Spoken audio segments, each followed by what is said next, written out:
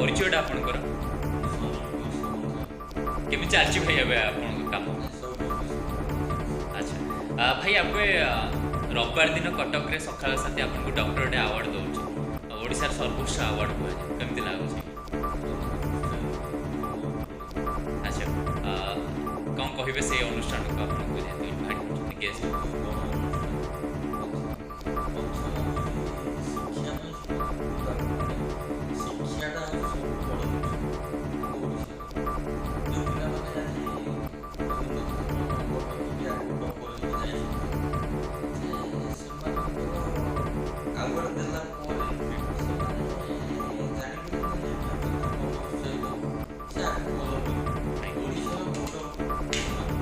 ଆଚ୍ଛା ଭାଇ ଆପଣଙ୍କ ବେଳେ କେମିତି ଥିଲା ସେତେବେଳେ ସମୟଟା?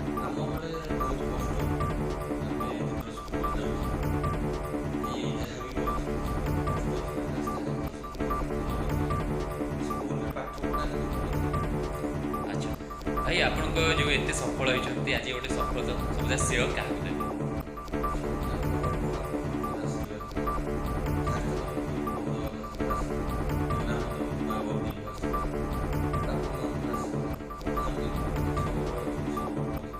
ଆଚ୍ଛା ଭାଇ ସେତେବେଳେ ସମୟ ଆଜି ଗୋଟେ ପରିଚିତ ଚେହେରା ଆପଣ ହେଲେ, ଓଡ଼ିଶା ମିରରରେ ବି ଆପଣଙ୍କୁ ପେପର ବାହାର କରିବାକୁ ଯାଉଛି, କେମିତି ଲାଗୁଛି ଭାଇ ଜୀବନ ଗୋଟେ ସଫଳତା ସହ?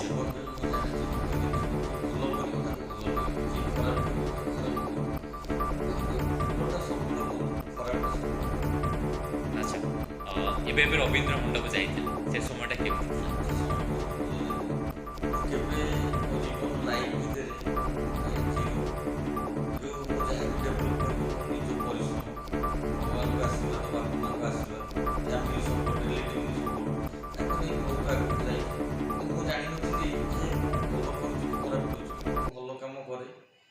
ମୋର ସବୁବେଳେ ଭଲ କରିବେ, କେବେ ଖରାପ ଚିନ୍ତାଧାରା ନାହିଁ। ତେଣୁକରି ରବୀନ୍ଦ୍ର ମଣ୍ଡପ ଗଲି ଯେତେବେଳେ ମୁଁ ସେଇଠି ମୋ ପରିଚୟଟା ପାଇଲି ଯେ ଆକ୍ଚୁଆଲି ଭଲ କଲେ ଏଇ ଷ୍ଟେଜ୍ରେ ମୁଁ ଆସିକି ପହଞ୍ଚି ପାରିଲି। ଆଜ୍ଞା ଆଜିର ୟଙ୍ଗ ଜେନେରେସନ୍ ପିଲାମାନଙ୍କୁ କ'ଣ କହିବେ? ଗୋଟେ କଥା କହୁଛି ମୁଁ, ୟଙ୍ଗ ଜେନେରେସନ୍ ପିଲାମାନେ ଯଦି ସବୁବେଳେ ସମସ୍ତଙ୍କୁ ସପୋର୍ଟ କରିବେ, ଫ୍ରେଣ୍ଡ ସର୍କଲରେ ଭଲ ସର୍କଲରେ ରଖିକି ସବୁ ଜିନିଷରେ ଆଗେଇବେ, ତାହେଲେ ସିଏ କେବେ କୌଣସି ଜିନିଷ ମାନେ ଅସମ୍ଭବ ରହିବନି, ସବୁ ସମ୍ଭବ ରହିବ। ଆଉ ୟଙ୍ଗ ଜେନେରେସନ୍ ଆଜିକାଲି ମେନ୍ ପ୍ରଥମ କଥା ହେଲା ନିଶାଠୁ ଦୂରରେ ରୁହନ୍ତୁ। ଆଜ୍ଞା ଆପଣ ଫ୍ୟାମିଲି ଭଲ ପାଇବେ, ଆପଣଙ୍କୁ ମାନେ ସବୁ କ୍ଷେତ୍ରରେ ଆପଣ ଆଗକୁ ଯାଇପାରିବେ। ଆଚ୍ଛା ଭାଇ ଯେହେତୁ ଆପଣ ଜଣେ ସମାଜସେବୀ ସୋସିଆଲ ୱାର୍କର, ଏ ବର୍ଷ ରାଜନୀତି ଭାଇ କେମିତି ରହିବ ଆଶା କରୁଛନ୍ତି? ଏ ବର୍ଷ ରାଜନୀତିର କିଛି ମୋଡ଼ ବହୁତ ଚେଞ୍ଜ ହେବ। ଆଉ ରାଜନୀତି ଯାହା ବି ହଉ, ଲୋକ ଜାଣିଛନ୍ତି କିଏ କ'ଣ କାମ କରିଛି, କିଏ କ'ଣ କରିବ, ତେଣୁ ପ୍ରାର୍ଥୀ ଦେଖିକି ଲୋକ ଭୋଟ ଦେବେ। ଆଉ ଆମକୁ ବି ଭଲ ଲାଗୁଛି, ଯାହା ହବ ଆଗକୁ ଭଲ ହେବ। ଆପଣଙ୍କ ଗାଁ କେମିତି ଚାଲିଛି ଏବେ? ଆମ ଗାଁ ବହୁତ ଭଲ ଗାଁ, ଆଉ ଭଲରେ ଚାଲିଛି, ସବୁ ଠିକ୍ଠାକ୍ ଅଛି। ଆଚ୍ଛା ଆପଣଙ୍କ ସାଙ୍ଗସାଥି ଦେଖୁଥିବେ ଜେଲସ୍ ଫିଲ୍ କରୁନାହାନ୍ତି, ମୋ ସାଙ୍ଗ ଯେ ମଞ୍ଚରେ ଚଳିଲାଣି ଆଉ ପଚାରିବନି? ନା, ମୋର ସେମିତି କେହି ସାଙ୍ଗ ନାହାନ୍ତି।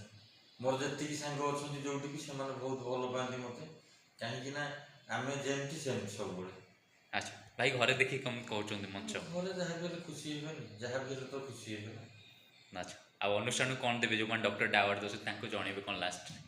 ଲାଷ୍ଟରେ ମୋର ସକ୍ଷମ ଅନୁସାରେ ମୁଁ ଯାହା ପାରିବି ଅନୁଷ୍ଠାନର ଭଲ କାମ ପାଇଁ ସବୁବେଳେ ମୁଁ ଅଛି, ସେଇଟା ମେନ୍ ଜିନିଷ ଦରକାର। ହଁ ଆ ଭିତରେ ଭାଇ ସାଂସଦଙ୍କଠୁ ବି ମଧ୍ୟ ପାଇବା ପାଇଁ ଯାଉଛନ୍ତି, କେତେ ଖୁସି ଅଛି? ବହୁତ ଖୁସି ଅଛି। ମ୍ୟାଡ଼ାମଙ୍କ ସାଙ୍ଗରେ ଆଗରୁ ବି ମୋର ଅଳ୍ପ ବହୁତ ପରିଚୟ ଟିକେ ଅଛି। ଆଉ ଏମିତି ମୁଁ ତ କାହା ପାଖକୁ ଟିକେ ଯାଏନି, ଯେ ଆମର ଟିକେ କ'ଣ କି ଆକ୍ଚୁଆଲି ଆମେ ସମୟ ଆମ ପାଖରେ କମ୍। ଆଜ୍ଞା ଆମେ ରାଜନୀତି କ୍ଷେତ୍ରରେ ଆମେ କିଛି ନା, ଆମେ ସୋସିଆଲ ୱାର୍କର। ସବୁବେଳେ ଆମେ ଚାହିଁବୁ ଯିଏ ଆସନ୍ତୁ, ଯିଏ ଯାହା କରନ୍ତୁ, ଭଲ କାମ ହଉ, ଲୋକ ଡେଭଲପ୍ କରନ୍ତୁ। ଲୋକମାନେ ଯଦି ଆପଣଙ୍କୁ ଠିଆ କରିବାକୁ ଚାହିଁବେ ଠିଆ ହେବେ ନା ଠିଆ କରିବେ? ରାଜନୀତିରେ ମୁଁ ଚାହେଁ ନାହିଁ କିଛି ଇଣ୍ଟରଫିୟର କରିବାକୁ। ଆଚ୍ଛା ସେମିତି କିଛି ଇଚ୍ଛା ନା, ଇଚ୍ଛା ନାହିଁ। ଆଚ୍ଛା ଲୋକଙ୍କ ସେବା କରିବି, ସବୁବେଳେ ମୋତେ ସେବା ହିଁ କରିବାକୁ, ମୁଁ ଜାଣିଛି ସେବା ହିଁ ପରମ ଧର୍ମ। ଆଚ୍ଛା ଭାଇ ଆପଣଙ୍କ କଟକର ସାମ୍ବାଦିକମାନେ ଦେଖୁଥିବେ, ତାଙ୍କୁ କ'ଣ କହିବେ ପ୍ରେସ୍ କ୍ଲବ୍କୁ? ଭାଇ ସେମାନଙ୍କୁ ବହୁତ ବହୁତ ଅଶେଷ ଧନ୍ୟବାଦ, ଯେ ଯେଉଁ ଲୋକ ଜାଣିପାରୁନଥିଲେ, କିଛି ଶୁଣିପାରୁନଥିଲେ, କିଛି ବୁଝିପାରୁନଥିଲେ, ଏବେ ସବୁ ହେଇଗଲାଣି, ମାନେ ମୋବାଇଲରେ ଆସିଲାଣି, ଟିଭିରେ ଆସିଲାଣି, ସବୁ ନ୍ୟୁଜ୍ ସେମାନେ ଯାଇ କଷ୍ଟ କରିକି, ବର୍ଷା ନାହିଁ ଖରା ନାହିଁ, ଭାଇ ଧନ୍ୟବାଦ ଦେବାକୁ ପଡ଼ିବ ସେମାନଙ୍କୁ। ପ୍ରତ୍ୟେକ କ୍ଷେତ୍ରରେ ସେ ପହଞ୍ଚିକି ଲୋକଙ୍କ ପାଖେ ନ୍ୟୁଜ୍ ପହଞ୍ଚି ପାରୁଛି, ଏଇଟା ହେଉଛି ତାଙ୍କ ପାଇଁ। ମାନେ ଜଗନ୍ନାଥଙ୍କୁ ଏତିକି ଡାକୁଛି, ପ୍ରତ୍ୟେକ ସାମ୍ବାଦିକ ଭଲରେ ରୁହନ୍ତୁ, ଆଉ ସେ ଭଲ କାମ କରନ୍ତୁ।